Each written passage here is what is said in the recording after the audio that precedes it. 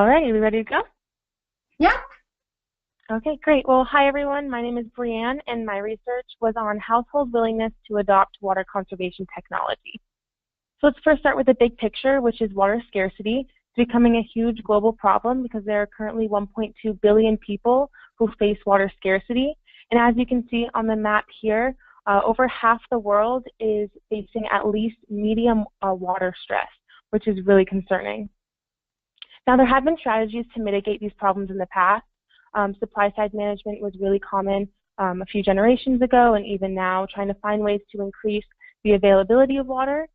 However, it's kind of going to the wayside in the past few decades in favor of more demand side management, which is instead of finding ways to increase the availability of water, it's instead to decrease demand of water. And one major example of this is adopting conservation technology, and that is what my research focuses on. And if you see this bar graph here, the bar to the left shows what the total urban water use in California was in the year 2000. But as you can see on the bar next to it, that's what the water use would have been if all of California's buildings had adopted water conservation technology.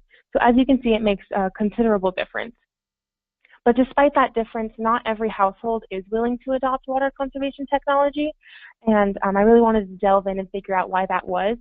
So my research questions were what factors influence household willingness to adopt water conservation technology, and more colloquially, why doesn't everyone adopt water conservation technology? Like, what's stopping people? So there has been some research on this in the past, and the literature has identified 5 overarching ideas or potential factors that can influence water conservation behavior, and those are public opinion, cost, education and awareness, demographics, and the type of technology used. But as you can see here on this table, of all the literature I reviewed, there wasn't one that was able to encapsulate or consider all 5 of the factors at the same time. And that kind of surprised me just because we know water issues are not a one-factor problem or a one-factor solution. There's a lot of reasons why we use the water that we do and why we're not conserving. So I wanted to make sure that my research was able to consider all of the different factors. So the way I did this is through simulation, which turns mathematical models based on particular phenomena or social and physical factors, such as the factors I just mentioned in the previous slide, into a series of inputs that interact and generate complex outputs for explaining the interacting phenomena, as well as examining them in real-life scenarios. So I know that sounds confusing, but we're going to go through it step by step because there is a 7-step approach. Now, the first step was the formulation of that research question, so we've already gotten that. But the second step is to identify a simple theory, and that you can see in this diagram here. According to the theory of innovation diffusion, there are 3 states of adoption. The first is non-adopter, and then potential adopter, and then adopter. And individual or a household can move from one state to another, or even just bounce around from the different states based on the factors listed above. So those demographic characteristics, the building characteristics, and the external factors. Any combination of those characteristics can lead to a change or just impact the state of adoption. Now the next step in the simulation is to choose an approach.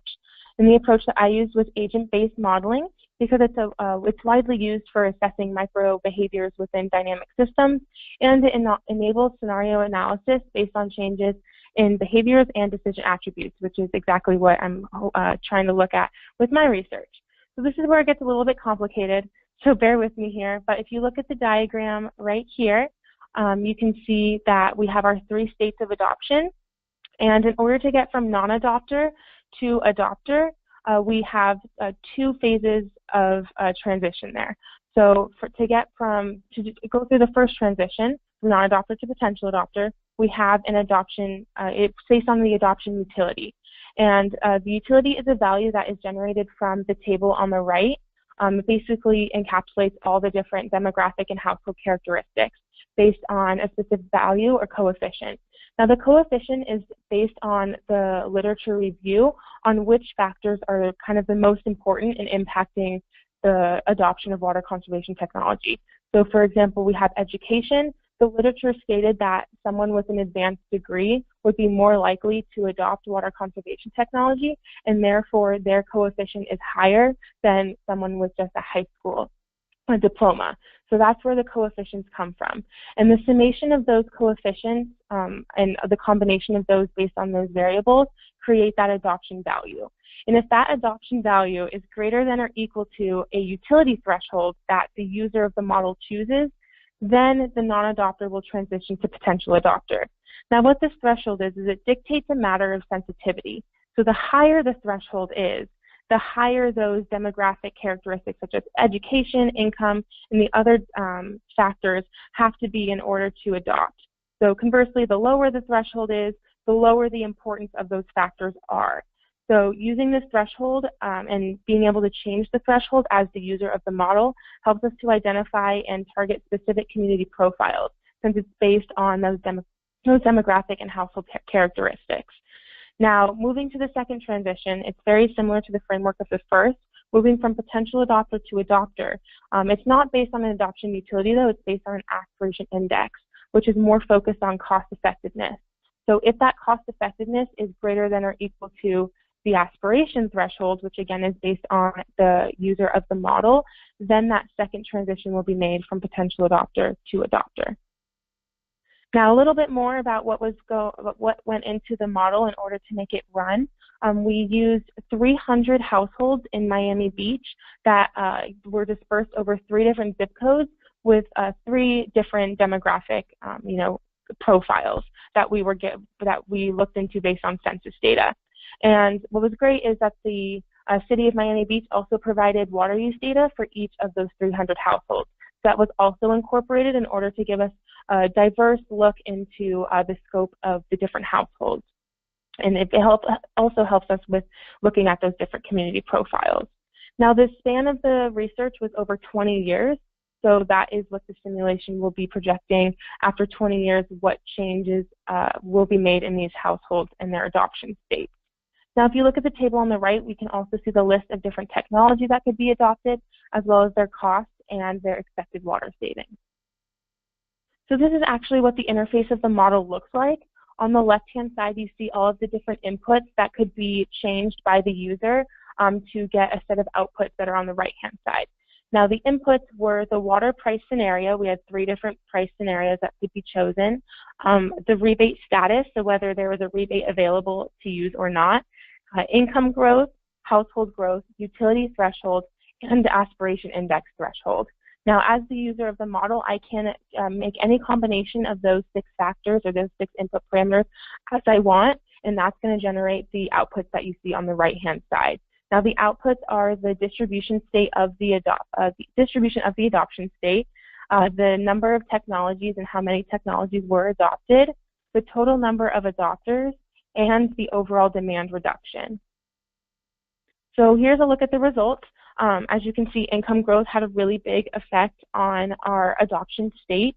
The big graph that's in the center of the page here shows that as there was an increase in income growth, you also saw an increase in the percent adopter, and this is regardless of the water use scenario or the rebate status. But what's really interesting to look at is, although there is an increase, you can see that under the fixed charge scenario, which just means that there's a fixed price, no matter how much water you're using, you're going to pay the same amount. Well, in that scenario, there is an increase.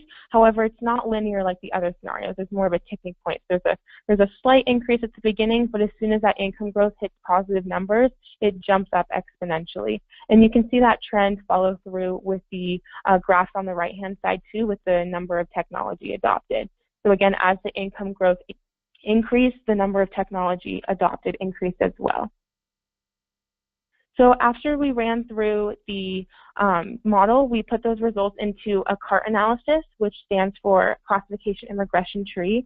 And it's basically a tree-like structure that identifies all the possible pathways leading to a specific output.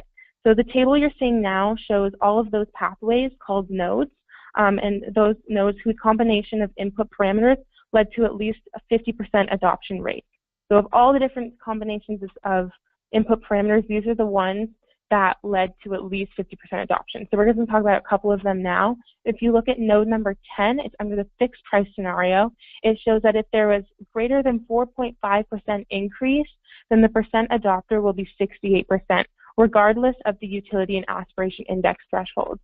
Now, I found that really interesting because the income growth is just so high over the 20 years that it basically overshadows the importance of the utility and the aspiration index thresholds in this particular scenario, because that doesn't mean that the utility and aspiration index thresholds aren't important, because if you look at node number 35, where there is an income decline of 2%, you would expect in that case there'd be a large decrease in the percent adopters as well. But because that utility threshold is lower, which means, again, the sensitivity or the importance of those demographic and household factors is lower, we still get to see that 50% adoption rate.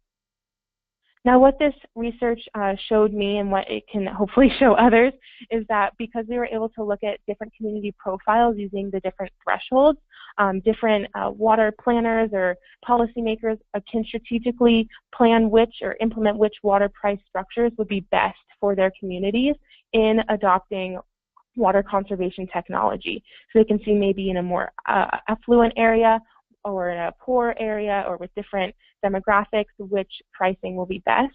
And it also looks at different cost effectiveness of the technologies as well for possible incentives put on by the policymakers. Now, there were some limitations to this research.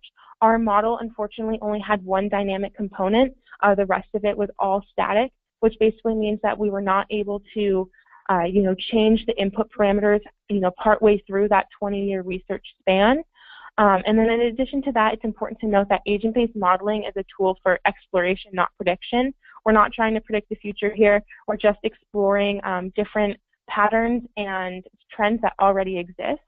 And then we also, unfortunately, were not able to look into social network effects or peer effects, which may have had an impact on our results. Now, for future research, I definitely recommend that more work can be done in creating a more all-encompassing utility threshold where other demographic characteristics can be considered, such as religious identity, sexual orientation, or even the number of children in the household. And that was my presentation. Thanks so much, everyone.